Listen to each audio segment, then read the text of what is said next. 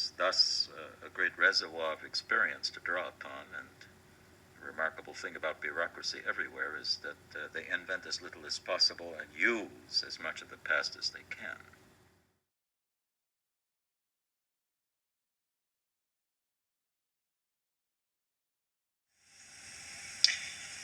They got the actual content of measures which they took. For example, the barring of Jews from office, the prohibition of intermarriages, the employment in Jewish homes of female persons under the age of 45, the various marking decrees, especially the Jewish star, the compulsory ghetto, the avoidance of any will executed by a Jew that might work in such a way as to prevent inheritance of his property by someone who was a Christian. Many such measures had been worked out over the course of more than 1,000 years by authorities of the church and by secular governments that followed in those footsteps. And the experience gathered over that time became a reservoir that could be used, and which indeed was used to an amazing extent. You mean that one can compare? One can actually compare.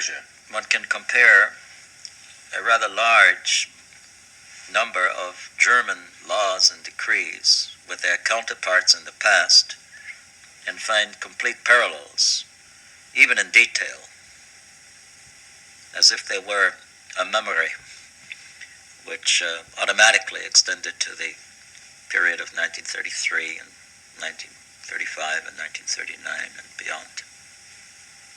In such respect, they didn't invent anything. They invented very little, and they did not invent the portrait of the Jew, which also was taken over lock, stock, and barrel from writings going back to the 16th century. So even the propaganda, the realm of the imagination and invention, even there they were remarkably in the footsteps of those who preceded them, from Martin Luther to the 19th century. And here again, they were not inventive. They had to become inventive with a final solution.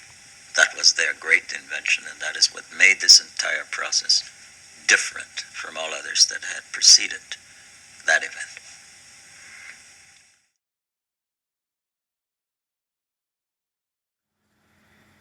The very first step taken was the dismissal of Jewish civil servants, and that is 1933. It is the first step of economic destruction. And next come the Aryanizations, which pit German firms against Jewish enterprises. The process, of course, is being controlled by the Economy Ministry, which is trying to avoid a situation in which there is too much bidding for what the German firms and German banks were calling objects, Objekte, because here you see is the last stage during which Jews are capable of bargaining, and that bargaining has to be suppressed.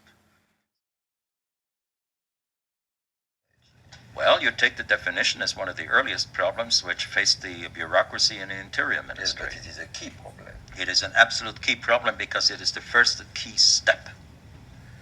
And it is when the Interior Ministry decides that a Jew is he who has two Jewish grandparents by religion and who himself belongs to the Jewish religion, or else at the moment is married to a Jewish person, or any person who has three Jewish grandparents regardless of his own religion, or four Jewish grandparents, again no matter what his religion. When they write the definition in this way, they have solved a key problem for them. Furthermore, the courts are being given a certain amount of business. The definition says that a half-Jew is to be counted as a Jew if, on the date of the issuance of the measure, he belonged to the Jewish religion. But what exactly does belonging to the religion mean? Is a young woman whose father is Jewish, not mother, whose father is Jewish, and who therefore under the Jewish definition would not belong to the Jewish religion ipso facto, but who would have accompanied her father to the synagogue every Sunday, would such a young woman be considered Jewish? Now the Reichsvereinigung decides that she is. She goes to court and wins. The court agrees with her. She is not Jewish because she went to the synagogue to please her father, not because she wanted to belong to the Jewish religion. A court action has been generated here. But even more important in its consequence is the problem of what to do with those people who are decidedly and definitely not Jewish, but who by the same token are not 100% German either. These are the people who have one grandparent who is Jewish, the so-called Mischlinge of the second degree, or people who have two Jewish grandparents, but who do not belong to the Jewish religion and who are not married to any Jewish person on that crucial date, which is, of course, the cutoff date. So these are now Mischlinge of the first degree. German bureaucrats keep asking, into 1942, into 1943, how can the solution of the Jewish problem be really final if we have a third race, if we have Mischlinge who will remain here? And now you see an endless debate. You see the bureaucrats being troubled by that question to such an extent that a fair proportion of the content of even the most important conference that was ever held on the subject of the final solution, namely the conference of January 20, 1942, is devoted to the question of what to do with Mischlinge. Should Mischlinge be deported? Mischlinge of the first degree. Should Mischlinge of the second degree become Germans? Should mixed marriages be broken up? And curiously, these problems cannot be solved. They are so intricate. They bring into play the fundamental issue of here is a person with one foot in the Jewish community and another in the German community, and it can't be split. As one bureaucrat pointed out, the problem is not to surrender to the final solution that half of the person, which is German. And they cannot solve the problem. So here you see, even in this very relatively simple beginning definition, the consequences extending until the very end of the war in such a way as to engage the attention of specialists, of courts, of party offices, debates, correspondence, meetings, in the typical fashion that is typical of a bureaucracy. Now consider the definition of a Jewish enterprise. Now this is a corporate body, a corporate entity. It requires its own definition. It has to do with who holds the stocks. It has to do with how many Jews are on the board of directors. Very important questions, because if something is a Jewish enterprise, then it becomes an object for companies that are interested in its acquisition. Again, there is debate. Again, there is a question. Sometimes these questions are resolved, sometimes not. Sometimes an enterprise will simply fire one or another of its managing personnel and become Aryan by a process of firing itself. Sometimes this cannot be done.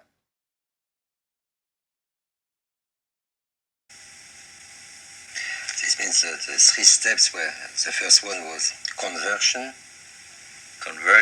the second followed by ghettoization, expulsion, expulsion, and the third was the territorial solution, which was, of course, the solution carried out within the territories under German command, excluding immigration, death.